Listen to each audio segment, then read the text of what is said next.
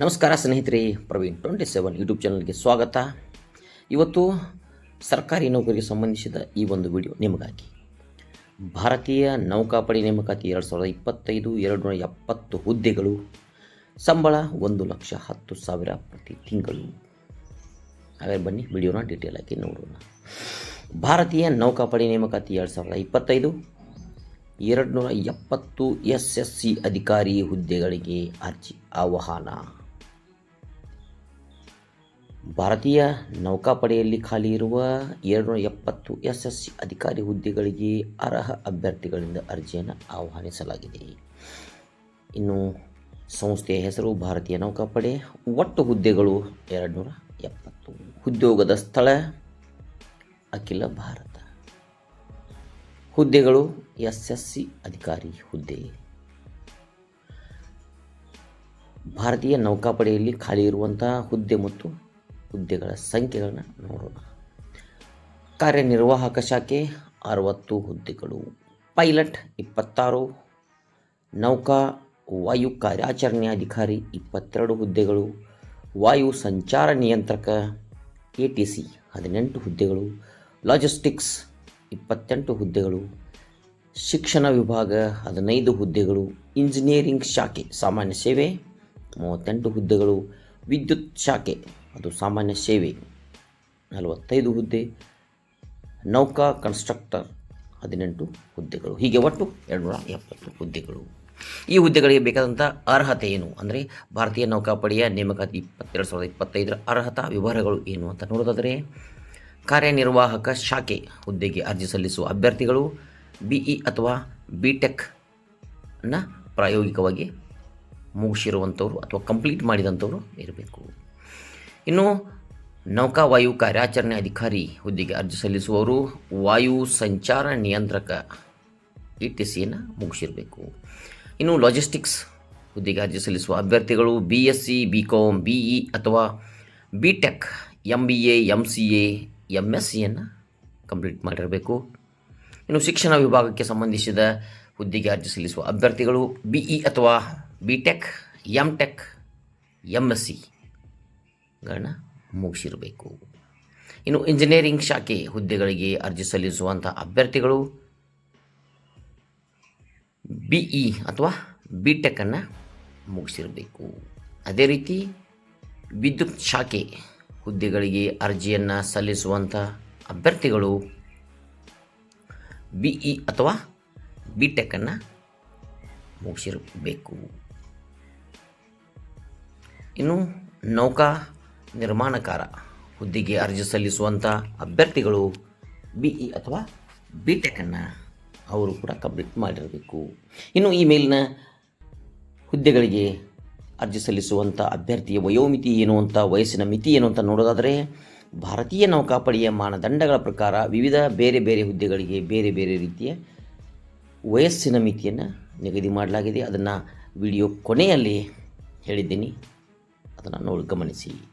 ಅದೇ ರೀತಿ ವಯಸ್ಸಿನ ಸಡಿಲಿಕೆಯನ್ನು ಕೂಡ ಮಾಡಲಾಗಿದೆ ಅಥವಾ ವಯೋಮಿತಿಯ ಸಡಿಲಿಕೆ ಕೂಡ ಇದೆ. ಅದು ಕೂಡ ವಿವಿಧ ಹುದ್ದೆಗಳಿಗೆ ಅನುಸಾರವಾಗಿ ಭಾರತೀಯ ನೌಕಾಪಡೆಯ ಮಾನದಂಡಗಳ ಪ್ರಕಾರ ನಿರ್ಧಾರಿತವಾಗಿದ್ದು, ಅದನ್ನು ಕೂಡ ಈ ಒಂದು ವಿಡಿಯೋ ಕೊನೆಯಲ್ಲಿ ಅದರ ಬಗ್ಗೆ ಹೇಳಿದ್ದೀನಿ.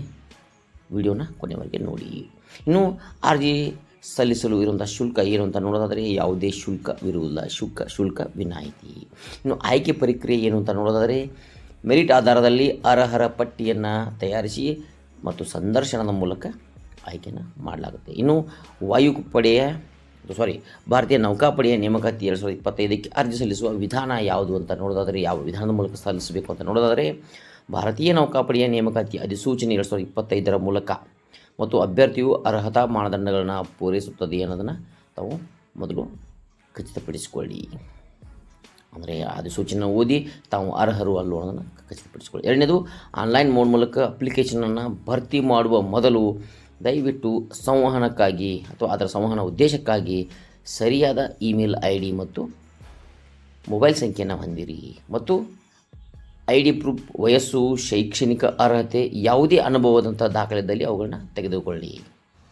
ಭಾರತೀಯ ನೌಕಾಪಡೆಯ ಆನ್ಲೈನ್ ಅರ್ಜಿ ನಮೂನೆಯಲ್ಲಿ ಅಗತ್ಯ ಇರುವ ಎಲ್ಲ ವಿವರಗಳನ್ನು ನವೀಕರಿಸಿ ನಿಮ್ಮ ಇತ್ತೀಚಿನ ಫೋಟೋಕಾಪಿ ಅಥವಾ ಫೋಟೋಗ್ರಾಫ್ ಅಥವಾ ಛಾಯಾಚಿತ್ರದೊಂದಿಗೆ ಅಗತ್ಯ ಪ್ರಮಾಣ ಪತ್ರಗಳನ್ನ ಅಥವಾ ದಾಖಲೆಗಳನ್ನ ಸ್ಕ್ಯಾನ್ ಮಾಡಿ ಆಮೇಲೆ ಅವುಗಳನ್ನ ಅಪ್ಲೋಡ್ ಮಾಡಿ.